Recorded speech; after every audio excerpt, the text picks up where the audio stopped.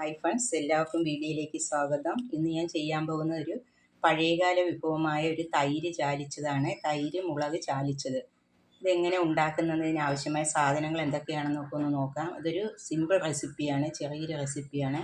പെട്ടെന്ന് തന്നെ നമുക്ക് ചോറിൻ്റെ കൂടെ കൂട്ടാനായിട്ട് പെട്ടെന്ന് തന്നെ മുളകൊന്ന് ചുട്ടെടുത്ത്, അടുപ്പുള്ളവർ മുളക് ചുട്ടെടുത്താൽ മതിയാകും. ഗ്യാസിലിട്ട് ആണ് ഇവിടെ ചൂടാക്കിയെടുത്തത്.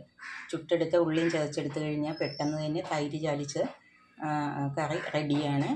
നമുക്കിതൊന്ന് ഉണ്ടാക്കി നോക്കാം.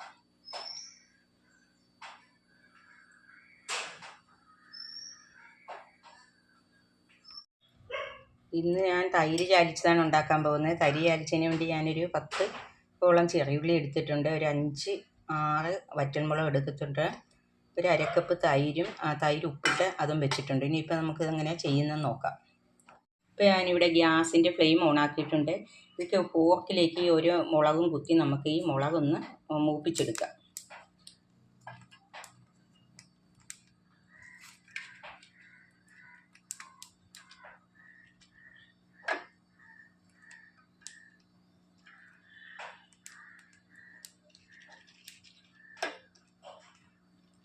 ഇങ്ങനെ എല്ലാ മുളകും നമുക്കിങ്ങനെ മൂപ്പിച്ചെടുക്കാം.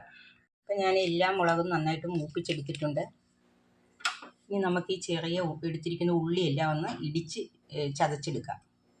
അപ്പം ഞാൻ ഉള്ളിയെല്ലാം ചതച്ച് കൊണ്ടുവന്നിട്ടുണ്ട്. ഇനി നമുക്ക് ഈ ഉള്ളി ഒരു പാത്രത്തിലേക്ക് ഇട്ട് കൊടുക്കാം.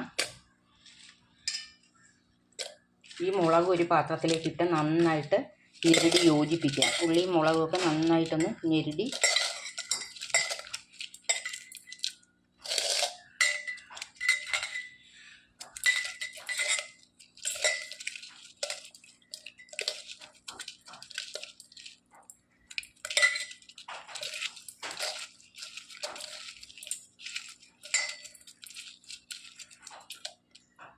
ഇപ്പോൾ ഉള്ളി മുളകൊക്കെ കൂടെ ഞാൻ നന്നായിട്ട് ഞെരടി യോജിപ്പിച്ചിട്ടുണ്ട്. അതിനകത്തേക്ക് നമ്മൾ എടുത്തു വെച്ചിരിക്കുന്ന തൈര് കൂട്ട്, ഉപ്പ് ചേർത്ത തൈരാണ്, അതും കൂടെ ചേർത്ത് കൊടുക്കാം.